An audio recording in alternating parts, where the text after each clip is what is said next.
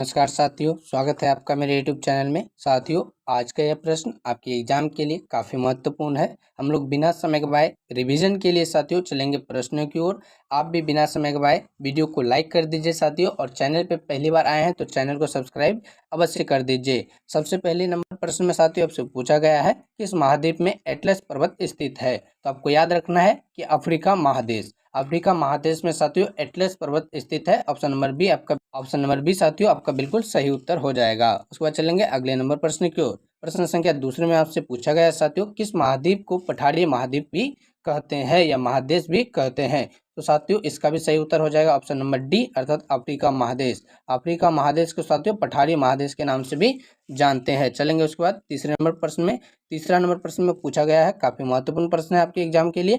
Mahalanobis model किस पंचवर्षीय योजना में लागू किया गया था? तो साथियों आपको बता दें, दूसरी पंचवर्षीय योजना का उद्देश्य क्या था साथियों? तो उद्योग का विकास। पंचवर्षीय योजना की शुरुआत कब हुई? तो 1951 से 1956 ईस्वी के मध्य। 1951 से साथियों 1956 ईस्वी के मध्य में प्रथम पंचवर्षीय योजना चली थी। 1951 में आरंभ हुई थी। तो साथियों आप इसे भी याद रखिएगा। उसके बाद चलेंगे अगले नंबर प्रश्न की ओर। प्रश्न संख्या चौथा में साथियों आपसे पूछा गया है, सर्वाधिक देशों वाला महाद्वीप जो है कौन सा है? महाद्वीप या महादेश? साथियों आपको बता दें कुल 7 महादेश है हमारे पृथ्वी में, तो आपको ये चीज ही जानकारी होनी चाहिए। कुल 7 महादेश है, और साथियों सबसे बड़ा महादेश आपका एशिया है, सबसे छोटा ऑस्ट्रेलिया है, जिसका अभी वर्तमान में नाम साथियों ओशनिया भी कर दिया गया है।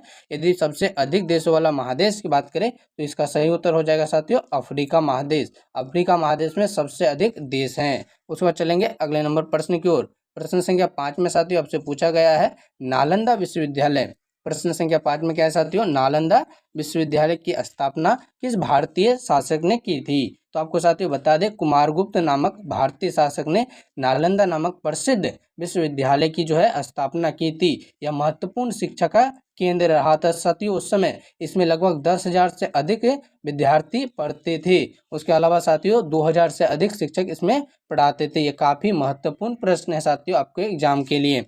प्रश्न संख्या 6 में आपसे पूछा गया है, विजय हजारे ट्रॉफी का संबंध किस खेल से है? तो विजय हजारे ट्रॉफी का संबंध आपको बता दें साथियों क्रिकेट से है। किस खेल से है साथियों? क्रिकेट से है। किस का साथ चलेंगे उसके बाद अगले नंबर प्रश्न की ओर। प्रश्न संख्या 7 में आपसे पूछा गया है, अफ्रीका महाद्वीप में प्रभावित होने वाली विश्व की सबसे अधिक लंबी साथियों विश्व की सबसे लंबी जो है नदी कौन सी है? तो आपको याद रखना है, नील नदी दुनिया की सबसे अधिक लंबी नदी है। और साथियों चौड़ी नदी कौन सी है? तो आपको ये बात भी पता होनी चाहिए, अमेजन नदी विश्व की सबसे अधिक चौड़ी नदी है। और साथियों साथ ही साथ आप भारत का भी याद रखिएगा कि भारत की सबसे लंबी नदी कौन सी है? तो साथियों याद रखना है गंगा नदी भारत की सबसे लंबी नदी है।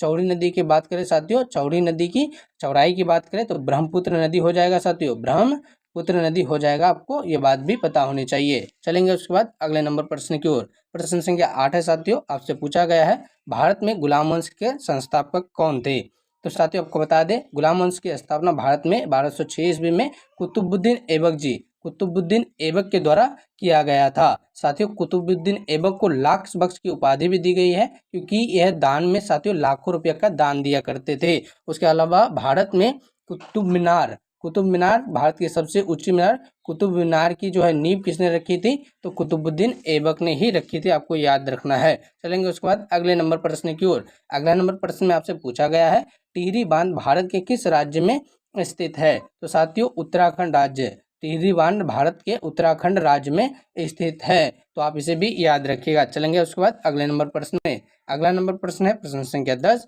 जिसमें कि आपसे पूछा गया साथियों, गेहूं के उत्पादन के लिए कौन सा मिट्टी सर्वाधिक उपयुक्त मानी जाती है? तो यह प्रश्न का सही उत्तर हो जाएगा साथियों दोमट मिट्टी, ऑप्शन नंबर बी बिल्कुल सही उत्तर हो जाएगा। काली मिट्टी किस फसल के लिए उपयुक्त मानी जाती है? तो साथियों काली मिट्टी को काली कपासीय मिट्टी भी कहते हैं, क्योंकि कपास की खेती के लिए यह मिट्टी सबसे अधिक उपयुक्त होती है।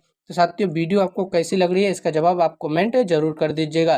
चाहे कोई सी भी लग रही हो साथियों, यदि पसंद आए तो लाइक जरूर कर दीजिएगा, अपने दोस्तों तक इसे शेयर जरूर कीजिएगा साथियों, ताकि समय रहते हुए साथियों उनको भी इस वीडियो का लाभ हो सके। और आपको बता दें कि ये सारा कुछ PDF यदि आप फ्री में चाहते हैं तो उसके लिए आप हमारे टेलीग्राम से जुड़ जाइए, लिंक आपको डिस्क्रिप्शन में दिया गया है। और साथियों इसी तरह के प्रश्नों के लिए रोज रिवीजन करने के लिए और साथियों अपने तैयारी को बेहतरीन करने के लिए आप हमारे चैनल को अभी तक सब्सक्राइब नहीं किए हैं तो चैनल को सब्सक्राइब करके हमसे अवश्य जुड़ जाइए, ताकि यहाँ दोस्तों रोज आपके लिए जीके जीएस के बेस को मजबूत करने का प्रयास हमारे द्वारा किया जाता है। प्रतिदिन साथियों आपके लिए जीके जीएस का वीडियो उपलब्ध करवाया जाता है, साथ ही साथ टेलीग्राम में पीडीएफ भी फ्री में उपलब्ध करवाई जाती है। तो आप वीडियो को लाइक करके अपने दोस्तों तक शेयर कर दीजिए।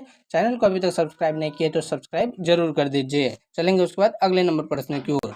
प्रश्न संख्या 11 में साथियों आपसे पूछा गया है, किसी उदासीन विलयन का पीएच मान क्या होता है? तो साथियों सही उत्तर हो जाएगा 7। लेकिन आपको बता दें कि उदासीन विलयन अम्ल क्या होता है, क्षार क्या होता है और उदासीन क्या होता है। साथियों आपको बता दें, पीएच का मतलब जो होता है, पीएच का फुल फॉर्म जो होता है साथियों, पोटेंशियल ऑफ हाइड्रोजन होता है, अर्थात हाइड्रोजन की मात्रा। पीएच स्केल में कुछ इस प्रकार से अंक निर्धारित होते हैं 0 से 14 तक। तो इसके बीच में 7 रहता है साथियों। 0 से 7 के बीच जो रहते हैं, तो आपको बता दें जिन पदार्थों में साथियों हाइड्रोजन की मात्रा 0 से 7 के बीच रहती है, उसके हम लोग अम्ल के नाम से जानते हैं, अम्लीय पदार्थ के नाम से जानते हैं। और साथियों 7 से अधिक एवं 14 के मध्य जिनका पीएच मान रहता है साथियों, उसे हम लोग क्षार कहते हैं। क्या कहते हैं साथियों? क्षार। उसके अलावा साथियों आपको बता दें, जिन पदार्थों का पीएच वैल्यू रहता है 7, उसे हम लोग क्या कहते हैं? उदासीन कहते हैं। उदासीन का एक उदाहरण ले लीजिए साथियों, जैसे कि जल। जल ना तो अम्लीय होता है ना क्षारीय होता है साथियों, जिसे हम लोग आसानी से पीते हैं। तो जल का पीएच मान 7 होता है, आपको इस बात की। उसके अलावा साथियों सबसे अधिक रूप में आपसे आपके एग्जाम में जो पूछे जाती है, मानव रक्त का पीएच मान। एक स्वस्थ मनुष्य में मानव रक्त का पीएच मान कितना होता है? तो साथियों 7.4 होता है। आपको ये बात याद रखनी है, काफी महत्वपूर्ण प्रश्न है आपके एग्जाम को देखते हुए। चलेंगे उसके बाद अगले नंबर प्रश्न की ओर। अगला नंबर प्रश्न है प्रश्न संख्या 12। आपसे पूछा गया साथियों, भारतीय रिजर्व बैंक अर्थात आरबीआई के प्रथम भारतीय गवर्नर जनरल कौन थे? तो साथियों आपको बता दें, भारतीय रिजर्व बैंक के प्रथम भारतीय गवर्नर जनरल सीडी देशमुख थे। सीडी देशमुख थे। आपको ये चीज याद रखना है साथियों, सीडी देशमुख थे भारतीय रिजर्व बैंक के प्रथम भारतीय गवर्नर जनरल। आप ऑप्शन में देख भी सकते हैं साथियों, नीचे कुछ ऑप्शन दिया गया है आपके लिए कि सीडी देशमुख। आप तो साथियों सीडी देशमुख आपका बिल्कुल सही उत्तर हो जाएगा। यदि बात करें साथियों इसकी स्थापना की, तो 1 अप्रैल 1935 ईस्वी, सॉरी सर 1 अप्रैल 1935 ईस्वी में साथियों इसकी स्थापना हुई थी। इसका राष्ट्रीयकरण कब हुआ था साथियों? राष्ट्रीयकरण कब हुआ था? तो आपको ये बात भी याद रखना है कि 1949 में इसका राष्ट्रीयकरण हुआ था। तो साथियों आशा करते हैं कि वीडियो आपको पसंद आ रही होगी। आपने अभी तक लाइक नहीं किया है तो लाइक जरूर कर दीजिए। इसी तरह के प्रश्नों के लिए आप हमारे चैनल को अभी तक सब्सक्राइब नहीं किए तो सब्सक्राइब करके अपने दोस्तों तक भी शेयर जरूर कीजिए। और प्यारा सा कमेंट साथियों कमेंट बॉक्स में जरूर कर दीजिएगा, चाहे वीडियो आपको कैसी भी लग रही है। चलेंगे उसके बाद अगले नंबर प्रश्न की ओर। अगला नंबर प्रश्न में आपसे पूछा गया है साथियों प्रश्न संख्या 13 के रूप में, भारतीय रेलवे का जनक किस वायसराय को कहा जाता है? किस वायसराय को कहा जाता है? तो सही उत्तर हो जाएगा लॉर्ड डलहौजी। क्योंकि साथियों लॉर्ड डलहौजी के शासनकाल में सबसे पहले भारत में 16 अप्रैल साथियों 16 अप्रैल 1953 ईस्वी में, कब? 1953 ईस्वी में भारत में रेल चली थी साथियों। उस समय भारत के गवर्नर जनरल के रूप में लॉर्ड डलहौजी जी कार्यरत थे, इसलिए लॉर्ड डलहौजी को भारतीय रेलवे का जनक कहा जाता है। और साथियों यह कहाँ से कहाँ तक चली थी? तो आपको ये बात भी पता होना चाहिए, मुंबई से थाने के मध्य कुल कितने किलोमीटर? तो 34 किलोमीटर चली थी साथियों, ये बात आपको पता होनी चाहिए। चलेंगे उसके बाद अगले नंबर प्रश्न की ओर। प्रश्न संख्या 14 में आपसे पूछा गया है, शुंग वंश की स्थापना किसने की थी? शुंग वंश की स्थापना किसने की थी? तो पुष्पमित्र शुंग। पुष्पमित्र शुंग आपको याद रखना है, काफी महत्वपूर्ण प्रश्न है आपके एग्जाम को लेकर। चलेंगे उसके बाद अगले नंबर प्रश्न की ओर। अगला नंबर प्रश्न साथियों प्रश्न संख्या 15 में साथियों आपसे पूछा गया है, टाइफाइड और हैजा निम्नलिखित में से किसके विशिष्ट उदाहरण है? तो साथियों संक्रामक रोग के उदाहरण है, वायु जनित रोग के उदाहरण या फिर जल जनित रोग के उदाहरण है? तो आपको बता दें जल जनित रोग के उदाहरण है टाइफाइड और हैजा। चलेंगे उसके बाद अगले नंबर प्रश्न की ओर। अगला नंबर प्रश्न है प्रश्न संख्या 16। आपसे पूछा गया है, पृथ्वी को अपने अक्ष पर 1 डिग्री को घूमने में साथियों कितना समय लगता है? साथियों अपने अक्ष पर 1 डिग्री घूमने में 4 मिनट का समय लगता है। इस प्रकार साथियों आपको याद रखना है। चलेंगे उसके बाद अगले नंबर प्रश्न की ओर। प्रश्न संख्या 17 है आपका, किस वर्ष महात्मा गांधी द्वारा सविनय अवज्ञा आंदोलन चलाया गया था? तो साथियों सविनय अवज्ञा आंदोलन 1930 ईस्वी में गांधी जी द्वारा चलाया गया था अपने 78 सहयोगियों के साथ। साथियों यह कहां से कहां तक प्रारंभ चला? साथियों यह आंदोलन यह आंदोलन साथियों नमक कानून के विरोध में चलाया गया था गांधी जी द्वारा। गांधी जी ने साबरमती आश्रम से साथियों साबरमती आश्रम से गुजरात के दांडी तक पैदल यात्रा के द्वारा इस आंदोलन को चलाया था। इस आंदोलन में उसके कुल 78 सहयोगियों थे साथियों। इस आंदोलन में नमक कानून को तोड़ा गया, अंग्रेजों द्वारा बनाए गए नमक कानून का उल्लंघन किया गया। उसके बाद प्रश्न संख्या 18 है आपका, पूछा गया आपसे कि भारत की सबसे पुरानी पर्वत श्रृंखला कौन सी है। तो ऑप्शन ए में है पश्चिमी घाट पर्वत श्रृंखला, ऑप्शन बी में है हिमालय पर्वत श्रृंखला, ऑप्शन सी में है पूर्वी घाट साथियों पर्वत श्रृंखला, ऑप्शन डी में है अरावली। भारत की सबसे पुरानी पर्वत श्रृंखला की बात करें तो अरावली बिल्कुल सही उत्तर हो जाएगा। आपके एग्जाम में कई बार पूछे गए प्रश्न है। प्रश्न संख्या 19 से साथियों आपका संयुक्त राष्ट्र संघ की स्थापना कब हुई थी। साथियों यह प्रश्न आपका काफी महत्वपूर्ण प्रश्न है, मोस्ट इंपोर्टेंट प्रश्न है साथियों आपके एग्जाम में। चाहे आप कोई भी जनरल एग्जाम की तैयारी कर रहे हैं, ये प्रश्न आपके एग्जाम में पूछे ही जाते हैं। तो ऑप्शन ए में है 1946, ऑप्शन बी में 1945, ऑप्शन सी में 1935, ऑप्शन डी में 1920। सही उत्तर की बात करें तो साथियों सही उत्तर हो जाएगा 1945 में। 1945 में साथियों संयुक्त राष्ट्र संघ अर्थात यूएनओ की स्थापना हुई थी।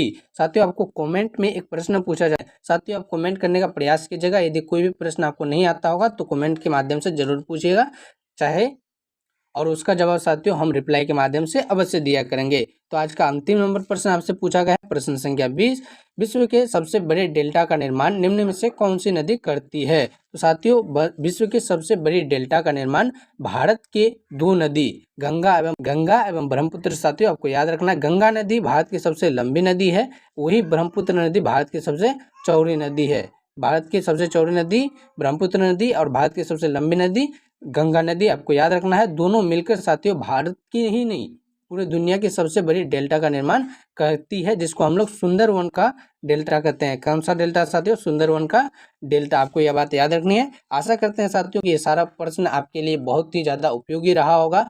आपने वीडियो को तो लाइक कर ही दिया होगा साथियों, अपने दोस्तों तक शेयर जरूर कर दीजिए ताकि इन प्रश्नों का लाभ उन तक भी हो सके। चाहे आपके फैमिली में कोई भी सदस्य जनरल एग्जामों की तैयारी कर रहे हैं या कोई भी एग्जाम की तैयारी कर रहे हैं साथियों, अपने जीके जीएस के बेस को मजबूत कर सके। और साथियों सारा कुछ पीडीएफ पाने के लिए आप हमारे टेलीग्राम से जुड़ सकते हैं, लिंक आपको डिस्क्रिप्शन में दिया गया है। तो मिलेंगे किसी अगले वीडियो में अगले प्रश्नों के साथ, तब तक के लिए आपका बहुत बहुत धन्यवाद।